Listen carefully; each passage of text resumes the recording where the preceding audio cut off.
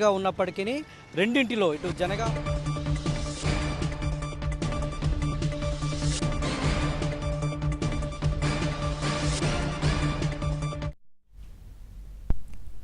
Jagtial municipal chairperson గా సమిండ్ల వాణి ఎన్నిక దాదాపుగా ఫైనల్ అయింది. ఎమ్మెల్యే సంజయ్ వర్గానికి చైర్పర్సన్ పీఠం దక్కనుంది.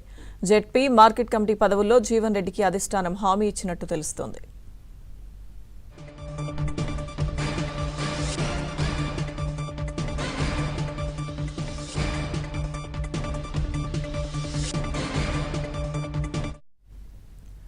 కరీంనగర్ జిల్లా హుజూరాబాద్ పీఠాన్ని కాంగ్రెస్ చేజిక్కించుకుంది. మున్సిపాలిటీ చైర్పర్సన్ గా రొంటాల సుహాసిని, వైస్ చైర్పర్సన్ గా గూడూరి అంజలిని ఎన్నుకోనున్నట్లు తెలుస్తోంది. ఇక కాసేపట్లో కాంగ్రెస్ కౌన్సిలర్లు మున్సిపాలిటీలకు చేరుకోనున్నారు.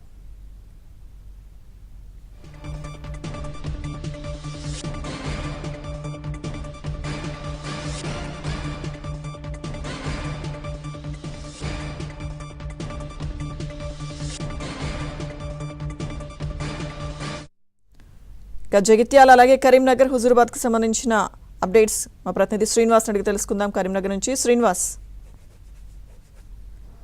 సో జగిత్యాల మున్సిపాలిటీకి సంబంధించి ఎట్టకేలకు అధిష్టానం ఆ టెన్షన్కి సంబంధించి ఉత్కంఠకు సంబంధించి ఫుల్ స్టాప్ పెట్టింది. సమిండ్ల వాణి జగిత్యాలలో సంజయ్ కుమార్ వర్గమైన సమిండ్ల వాణిని మున్సిపల్ చైర్మన్గా అంటే ఓకే చెప్పినట్లు మనకు స్పష్టంగా సమాచారం అందుతోంది. సమిండ్ల వాణికి సంబంధించి సంజయ్ కుమార్ అధిష్టానం దగ్గర ప్రతిపాదన పెట్టారు. నిన్న స్వయంగా ఆయన వీడియో విడుదల కూడా చేశారు. సమిండ్ల వాణి జ్యోతి పేరును తాను ప్రతిపాదించానంటూ కూడా సంజయ్ కుమార్ చెప్పారు. ఇదే సమయంలో ఇండిపెండెంట్ అభ్యర్థులతో పాటు కాంగ్రెస్ బీఫామ్ పైన గెలిచిన కాంగ్రెస్ అభ్యర్థులతో నిన్న ప్రజాభవన్కు మాజీ ఎమ్మెల్సీ జీవన్ రెడ్డిని కూడా తీసుకెళ్లారు. సో అధిష్టానం చెప్పిన అధిష్టానం మాటకు తీర్పుకు కట్టుబడి ఉంటామని అటు సంజయ్ కుమార్ ఇటు జీవన్ రెడ్డి చెప్పిన పరిస్థితి కనిపిస్తోంది. ఈ నేపథ్యంలో సంజయ్ వర్గానికి సంబంధించిన సమిండ్ల వాణిని జగిత్యాల చైర్మన్గా అధిష్టానం ప్రకటించినట్లు మనకు స్పష్టంగా తెలుస్తోంది. ఎందుకంటే సమిండ్ల వాణి 2005లోనే పాత కాంగ్రెస్ లీడరే అని జరిగిన పరిణామాల క్రమంలో వేరే ఇతర పార్టీలకు వెళ్లారంటూ కూడా సంజయ్ కుమార్ చెప్పడంతో అధిష్టానం కొంత సమిండ్ల వాణి వైపే